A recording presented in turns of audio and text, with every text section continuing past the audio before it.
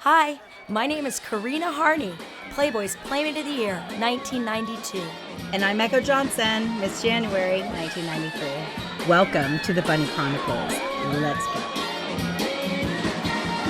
So Andy Schreiber was with Playboy Entertainment from 1991 to 2001 and made his way up to Vice President of International Home Entertainment. But I loved when he told me that he started at Playboy as a temp.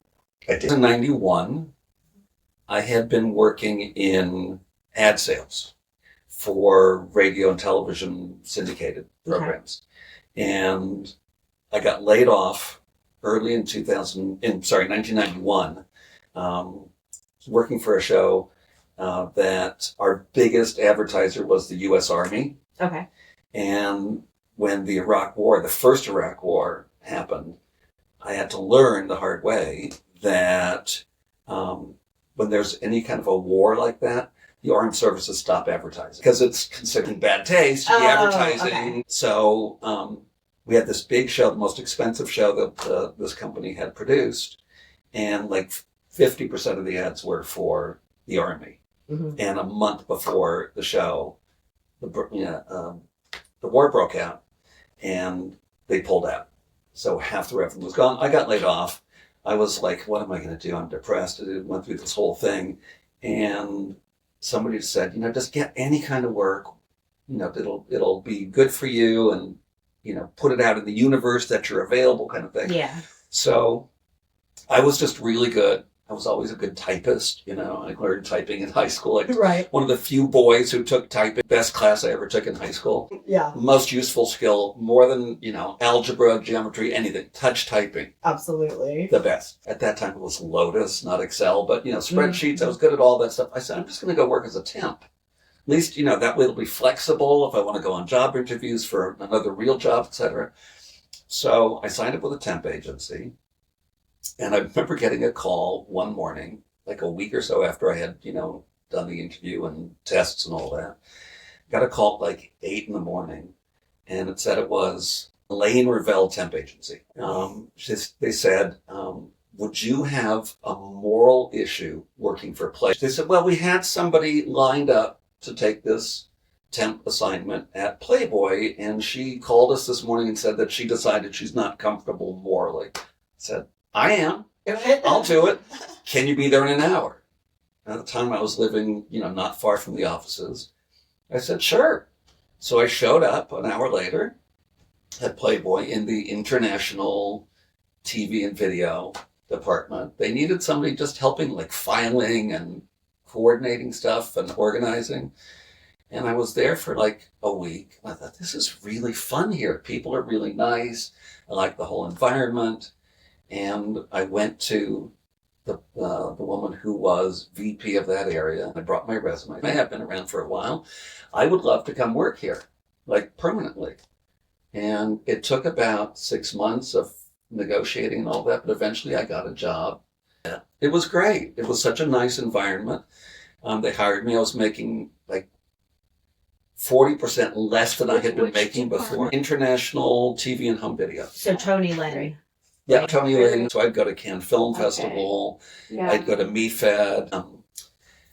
They did a whole thing at VSDA with, I don't know how many Playmates, 40 maybe, all in matching. Remember, I brought my sister and brother-in-law to one of those big Wet and Wild parties, and my brother-in-law thought this was like the best. A lot of celebrity. I was on the surfboard with Tawny Cable and Pia Reyes. Oh, cool. Okay. And then Pia was in the pool and she had stuffed her bra. She said, so she took them out because she knew that in the water slide they would pop out. Right. She said, would you mind stuffing them into your shorts? Right. It was a show I did with Korea. I loved Pia. I worked with Pia a lot. She was great. Yeah, she was. She was super fun. A lot of fun. VSDA, I'm so glad that you brought that up because Karina and I, we couldn't think of the name of the convention. Software dealer ceased to exist when, because that was for like independent video store owners, retailers. Okay. Would have the rent stores. Yeah, I mean, Blockbuster, those people would have big presences there, but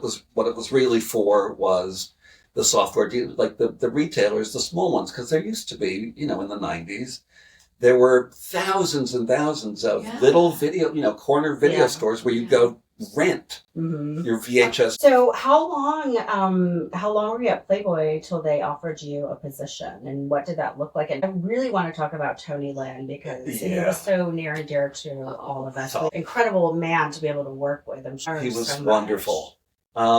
It took about 6 months to get this kind of junior sales position. Okay. And then I just kind of climbed my way up. The big shift happened in 1993 after I'd been there 2 years. Mm-hmm. So I was working closely with Suzanne, who was head of international. At that time, when they first hired me, she was TV and video, but that was growing. So they hired somebody else to handle the international TV, and then Suzanne was just video. She was VP of. Every year, Christy, we would do the annual kind of budget forecast, right? Mm-hmm. So Christy would say, okay, you did, I don't know, pick a number, $2 million in business last year. This year you have to increase that by 15%. So you need to do, $2,300,000, whatever. So Christy had come to us and said, this is your number you have to meet next year. And Suzanne and I sat down and we looked at what was available to us, because at the time we were just selling the Playmate videos. Okay. The Playmate calendar and the, Playmate of the Year video, and there would be... So it's pretty limited then. Yeah, there would be like 10 or 12 videos a year.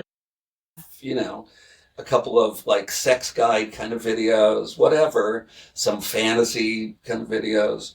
So there are only so many countries and only so many videos a year that, so we looked at it and said, there's no way to meet this number. I remember when we started, some Latin American markets were just opening up, some Asian markets were just opening up, some Eastern European markets were just opening up. So we figured, said there's no way to make these numbers. So Suzanne said, go figure it out. And there was at the time a pretty considerable library of older. That's what I was going to say. Material. The library was there just waiting for somebody to get That's what we did. Cool. I got a catalog of what's in the library, and I was able to find, like 4 or 5 really junky old movies and some old television stuff.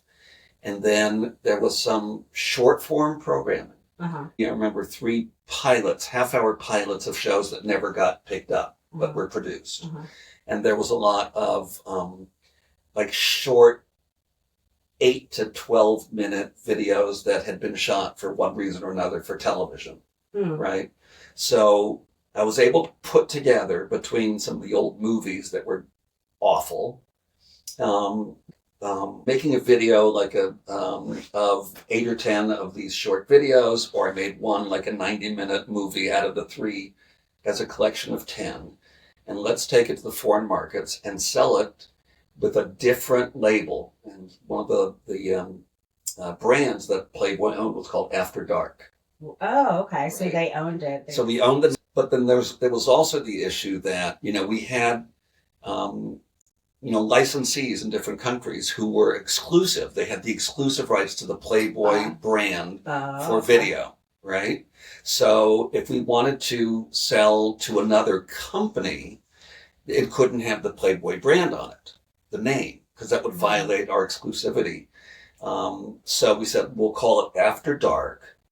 And even those, companies that don't get to use the Playboy thing, it'll be prestigious for them to be associated with the Playboy company. Maybe they want to think, maybe if we do this brand for a couple years, then we can have a shot at getting the Playboy brand. I don't know, the order of what came first, but After Dark was trademarked. So we went to Tony, because I'd done all the research. I'd said, this is going to cost some money to fix this stuff up. There's some music licenses that have to be cleared or replaced. There's some editing. So I worked with people in production department to figure out it was going to cost $80,000 to fix this stuff up to make it sellable, plus, other costs to market it. So we took it to Tony. and said, Christy wants us to make this, this much of an increase, and this is the only way to do it. So I want to just interrupt you right there. So for our audience, Tony Lynn, tell a little. Oh, okay. Tony Lynn. He was the president of the entertainment division. Right. At the time. A big position. And a big department that brought in a ton of revenue. More revenue than any other part of the company, like the majority of revenue. And Tony was a brilliant guy who had been in, television, primarily television, licensing for years. And the smartest man I've ever known. Agreed. Just as smart as could be. Mm-hmm. And a real visionary. He's the one who made Playboy TV what it was. Mm-hmm. Playboy TV was not successful, really, before Tony took over. Period. So Suzanne and I took this idea to Tony. He got it right away. And we said it's going to cost about $80,000 to fix this stuff up. And he said, got it. Here's what you do. Go ahead, spend the $80,000 and go to MeFed, which was, at the time, it was a big film and video sales convention in Milan, Italy. Okay.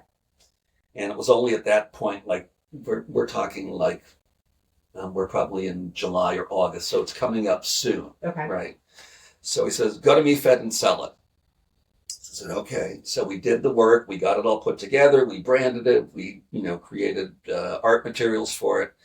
And Suzanne and I went to Milan. We were late to the party, so, there were very few exhibit spaces even left open. Okay. So they put us with all the porn. we were in this tiny little, like practically a storage closet company. Right.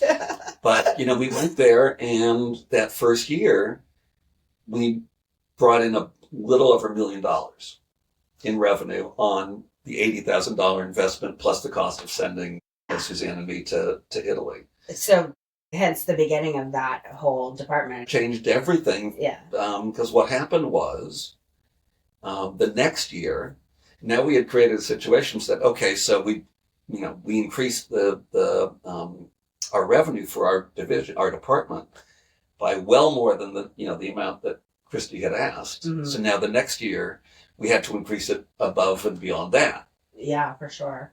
It's like, oh God, what are we going to do? So we went back to the well, and I was able to come up with 6 more titles, but we needed 10.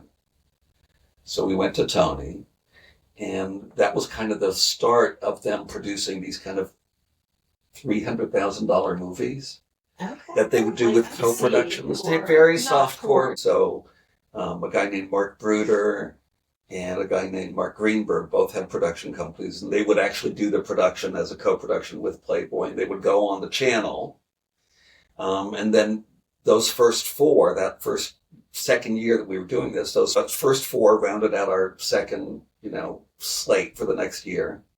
And then after that, there was nothing left in the library.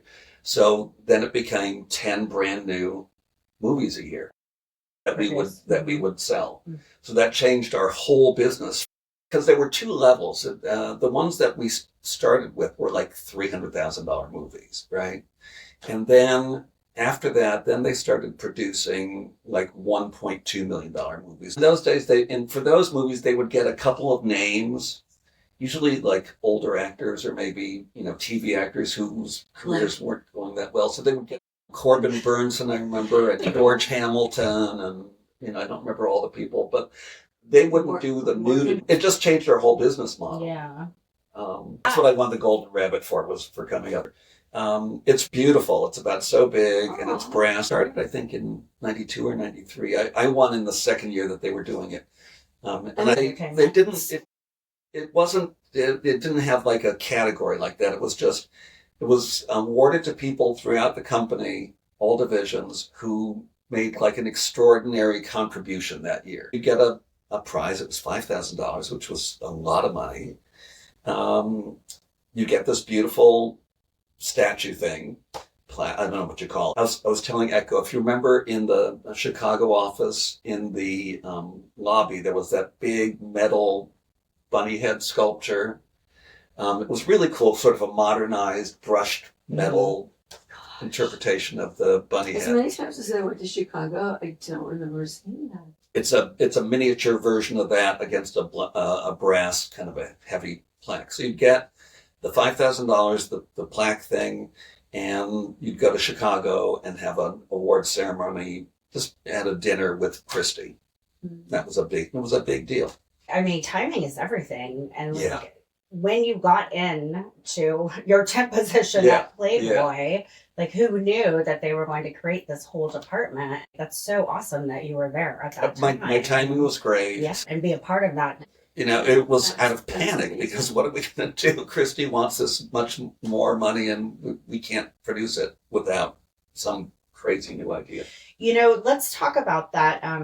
Because as I shared with you, we learned a lot from Michael Lee that no expense was ever spared to achieve the desired result. Also, the photographers have shared that with us as well. Yeah. The amount of money and time that went into just creating your centerfold, like Oh. people would not even know. But then it Unbelievable. parlays into the corporate side and Yeah. all the different divisions. That's And right. it's like, it didn't matter.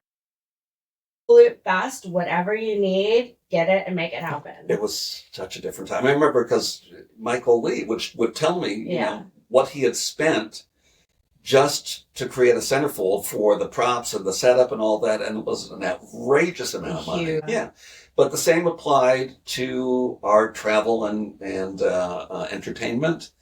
Like the year that you and Jennifer Leroy Yeah. came to Cannes, which was the year that Hef came. It was the first time Mhm. Hef had been to the Cannes Film Festival in, like 30 years or That's something right. crazy. And it was a big deal. And so my assistant at the time, who's remained a really good friend, Anka? Olenka's one of my Yeah. dear friends. She, because, she and I at the time were the ones who would go to the Cannes Film Festival because everybody else was going to MIPCOM. She worked just with me in the international.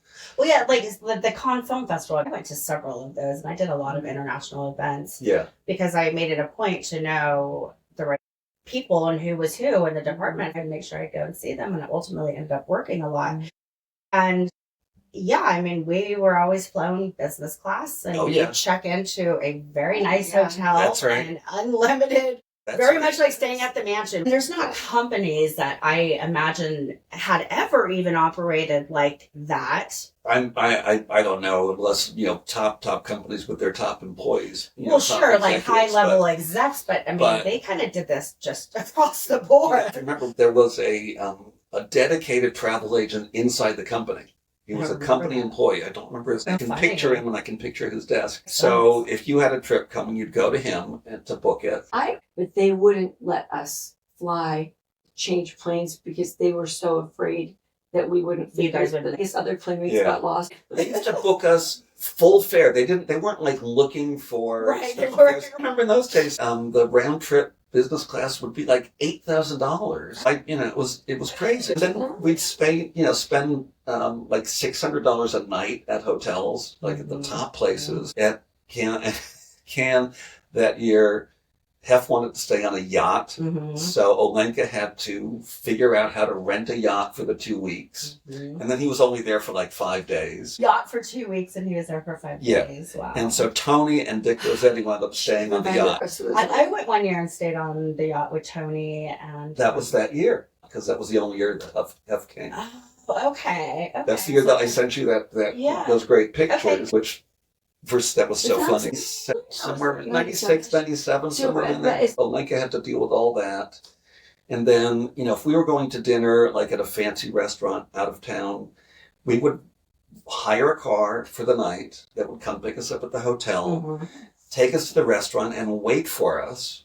Mhm. And then take us, if we wanted to go somewhere else for a drink afterwards, take us there and wait for us there. And we would just have them, send that, tack that bill onto the hotel.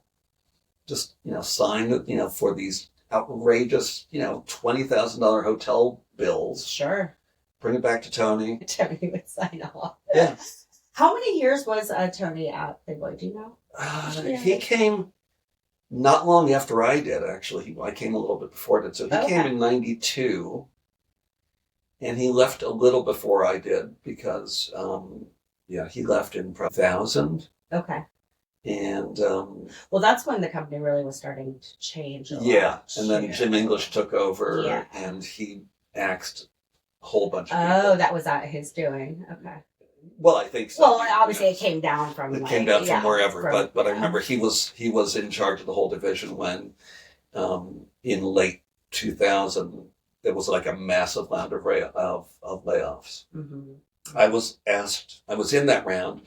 I was asked to stay through American Film Market, which was in like February or March or something. So everybody's fired. Can you stay till March? Kind of thing. Okay. It was like, okay.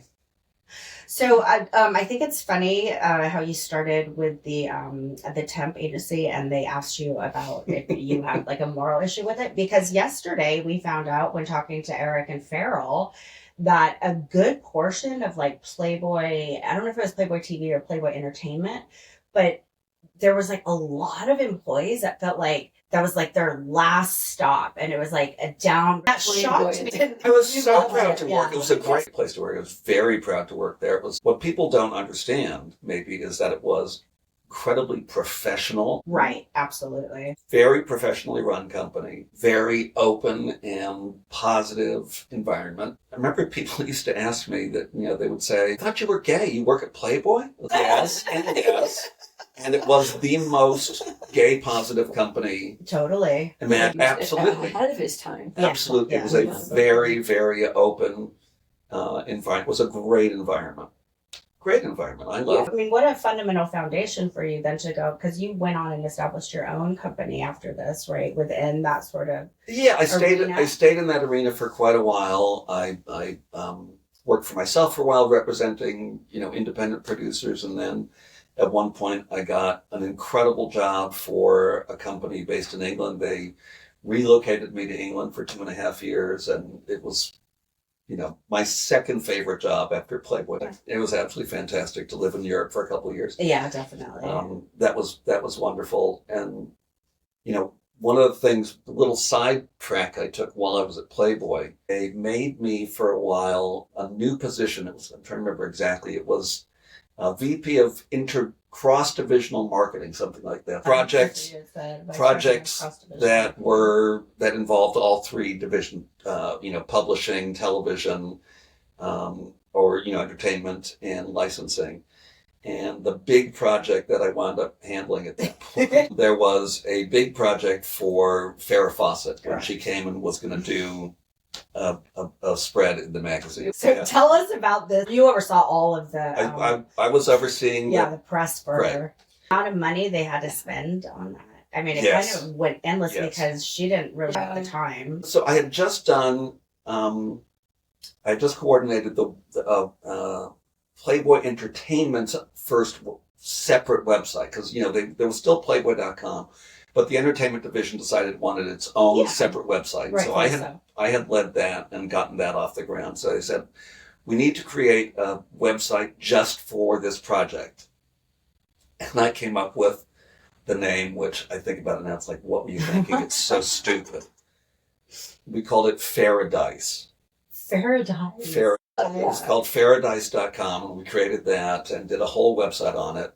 So I became kind of the point of contact for Farrah with the whole thing. And so I was on the phone with Farrah all the time. She brought me a big box, or did I go to her house? I forget if I brought, anyway, she gave me a big box of pictures, including all these, like childhood pictures, things that had never been published before. I got them all professionally scanned and put onto the website and all that.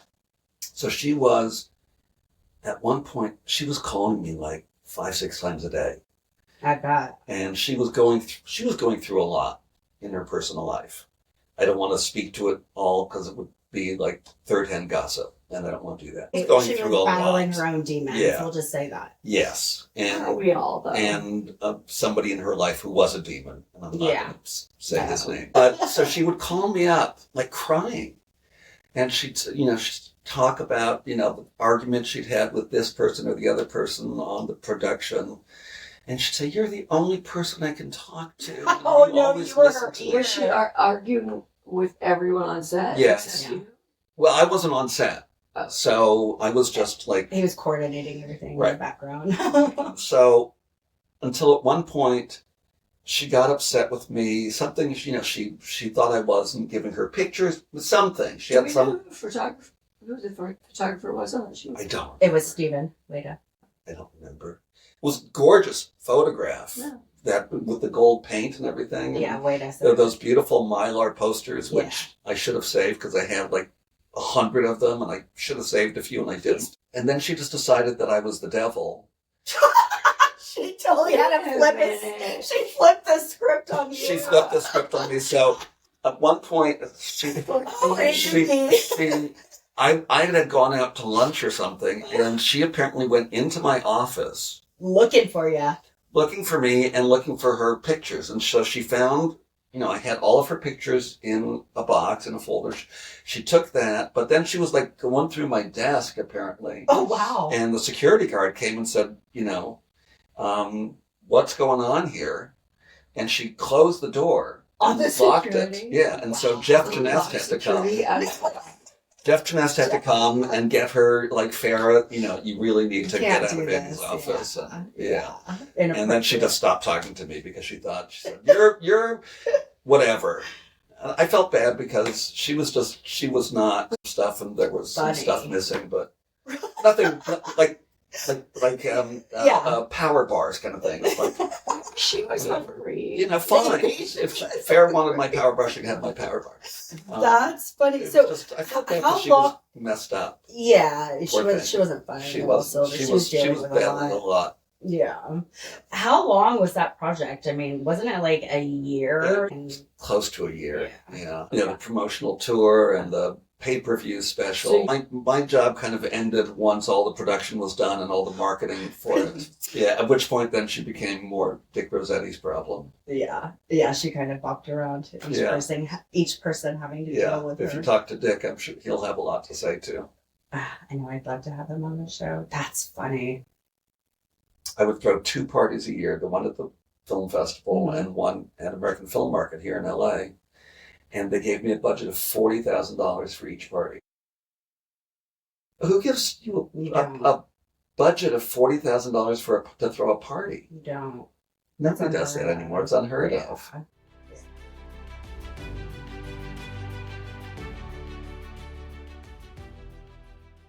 Well, if you were his girlfriend, you did. That's a different job. That's an That's an entirely entirely different job. But yeah, $40,000 in like 1996 would be like $60,000. Gosh, that's so wild. Those pictures I sent you from Mhm. Cannes, you and Jennifer are just in beautiful dresses. Mm-hmm. Yeah. Yeah, that's just good. Look the part. Look Yeah. the part. And Play the part. Represent the company. if you remember this, when those pictures were taken, it was so funny. We were walking. There's dinner. paparazzi, right? On the side. Well, they were sort of pretending to be paparazzi Okay, and yes, acting like paparazzi. So yes. you're walking down the main. And they make you buy it. That's right. what They happened. make- Yeah. the main drag there in Cannes is called the Cloisette. Yeah. Runs along the beachfront, and fancy shops and all that. So these guys come around, pose for us, like they're paparazzi. And I was so excited. Paparazzi. Yeah. And you think, and you get all, and then they hand you a card and said, starting tomorrow at Do you want to this buy a address, picture? you can buy the picture. So like, okay, yeah, whatever. Yeah. But then the next day, Olenka and I were walking to work to the big convention hall called the Palais des Festivals, where the Where the steps are with the red carpet. Right? yeah, but that's also where the exhibit spaces are. Where Okay. you're holding your meetings. So we're walking, and we just happened to walk past the little storefront where they were selling pictures Okay. that these fake paparazzi had taken them the day before. So we just said, well, let's go in and let's just see. And the pictures were great. Yeah, they were. They were great pictures, and I don't remember what they cost. It wasn't, a whole lot. And I said, I'm buying these. These are great. Yeah, because I do have, so that one that you sent me, I don't know that I have a copy of that one, but I have a picture just of me. And I don't know if... I didn't show you, but there's I have another picture of just Olenka and me from that same session, which I also bought because it was like what they were worth it. Yeah, definitely. Worth it. Definitely. Like best picture. Oh, I'm ever. so glad that you brought that up. Yeah. Yeah. Those were I just, remember that That was vividly. just so much fun. We had Yeah. the best time with those trips. Yeah.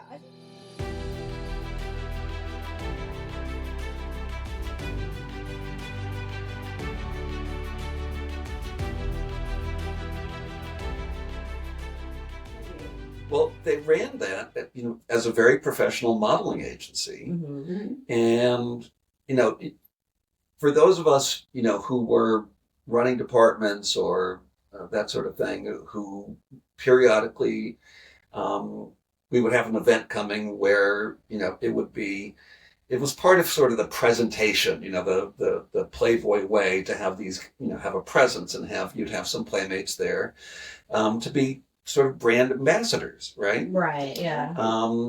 And you learned really quickly that, among the group of active playmates who were, actively doing that kind of work, you learned who were, really good to work with, Mm-hmm. who were, reliable and, okay, I know you've heard this. I'm almost embarrassed to use this phrase, but I'm sure you've heard it before a million times.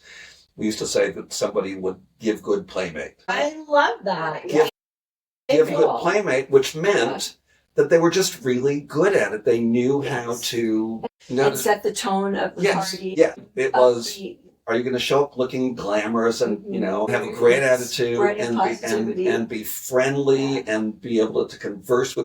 I can tell you stories about some playmates I who think we all got know some drunk. stories. Yeah. And I had to tend to, but even, more importantly in a way, you would get, clients who would get out of hand. I think one of them too was doing cartwheels in the lobby.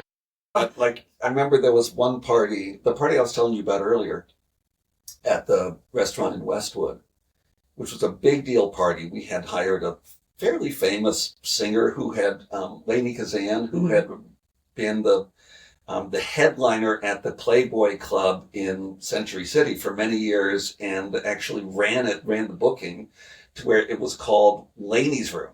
Okay. She's a, famous singer and actress, and she came and sang a few songs, and it was a big deal party. And we had, 5 or 6 playmates there. I thought you were there that night, maybe not. And one of the playmates was Victoria Silvstedt. Mm-hmm. What a sweetheart Yeah. she was. A She's- big, sweet, tall sweetheart. She's at this party, and they also tell you, as somebody who's hired playmates for your event, that you're responsible to make sure that they're treated well by whoever. So there she is at this party, and it's before kind of dinner and before the entertainment. She's standing at the bar talking to this older gentleman, and he's getting a little inappropriate. And he keeps kind of, reaching over and Little handsy. putting his hands on her. And I see this, and I look over it, and I catch her eye. It's like, do you need me to come? Mm-hmm. And she's like, I've got this. And what she did, it was genius. She was so good. And, I looked at her and he would be doing this, and she never broke eye contact with him and never broke the smile. She's smiling and listening, Mm-hmm. and she would just take his hand off of her While she's while she's looking talking at and him, listening, and he'd go and it was That's never really horrible. I found a letter from Bill Farley. It was a reprimand to all the playmates after that had happened. Because yeah. I literally have kept every single letter I ever got from Playboy and Wow. my pay stubs and whatnot. And so I came across that recently, and I had shared it with Victoria Fuller because she brought it up. And I was like, oh, I have that reprimand letter. And then I wrote something back going, yes, me and my fellow playmates, we have just been appalled by the behavior of some of these new girls. They are not up to par at all. You know what? 90+% of the playmates I worked with were fantastic. Yeah, I love it. So what are you up to these days now? For the last 10 years, I was building a couple of internet companies, a vitamin company and a coffee company and a company that makes little nut butter snacks. But I've stepped down from those roles now, and I'm working on what's next. I'm not even sure. I'm taking a little time off. Yeah. And Nothing wrong with that. And it's, we were talking before you had come down, how it's so interesting how you can always reinvent yourself throughout the decades of your life. yeah, getting up there in the years. I'll be 70 in 2 years. Were you? Yes, which is just Handsome death. no, but it's like I don't, that's why I stepped down after 10 years, building these companies, and had a great time doing it, very successful at it. It's taxing. It's very taxing, and Yes. it's like, okay, I need to take a breath. I'm thinking about relocating possibly to Europe. So Yeah. it's Spain, I'm going to get south of France. Nice. Good for As a you. place to live. But exactly, I mean, that's, if you live in any of those places, like, where do I want to go for the weekend? I'll go to Yeah. Paris for the weekend. Yeah. It's an hour, by plane kind of thing. Yeah, I'm down for that. I definitely see myself doing that later in life. And I have a European passport now, so I can good. move to Europe as easily, Good for you. as moving to Arizona. That's kind of where I am now. Relaxation after, building a company for 10 years stage. Well, rightfully so, and Yeah. well deserved, Andy. I'm so happy to see you. Thank you so much for coming on this Oh, show. totally. It's been, Totally my pleasure. It was great. I haven't seen you in years. I know. It's been a really long time. That's been my favorite part about this, is just reconnecting with our Playboy family. Yeah, and it really was a family. Yeah, I agree, and I think Hef set the tone for the whole company for that. That combination of professionalism and Yes. fun, and work with him a lot. I didn't know him well, but I certainly, met with him. I don't know how many times, and he was always just a pleasure. He was kind. First time it's kind of weird, and even though that this is what to expect, the first time I went to the mansion for a meeting with him, we would meet in the dining room, big giant dining room. And he comes in, in the pajamas and bathrobe, silk robe. And that's like, okay, this is a little weird, but completely professional, completely, it makes you feel at ease and home and right to business. Yeah. And just, I have, Yeah. he's going to be kind and smart and professional and a gentleman. A lot of people would say, it's like, oh, you girls No. were just objectified. And it's like, no, that's No, not at he all. respected what it women. was. Yeah. He absolutely Yeah. respected Now, me. if you wanted to get into bed, cool. If you did it, cool. It's all No, he good. was very respectful of women, and as you said, there was a time when you didn't think that women had their own kind of sexual agency, Mhm. and that was not what he was about. He was about women have every right to sexual agency as men. Mhm. He was revolutionary in that way. I love it. Yeah. Well, that's a perfect segue into then the two questions that we always end the show with. So, 3 words that define Hugh Hefner to you. Gentleman, Mhm. brilliant, kind. Very good. All right. Second question. Had you had the opportunity to see or say anything to Hef before he passed, what would you have said? Oh, that's a really good question. I would have said, thank you for being a role model and for your tremendous philanthropy. Yeah, the philanthropic endeavors were massive. I don't think many people know that we wouldn't still have the Hollywood sign if it weren't for him. I have nothing but admiration for him, truly. Yeah. Wonderful. Well, thank you so much. Thank you. It's really fun. Lovely to Really see fun. you and excited to share this with our audience. I'm looking forward to seeing it myself. Yeah. That's a wrap.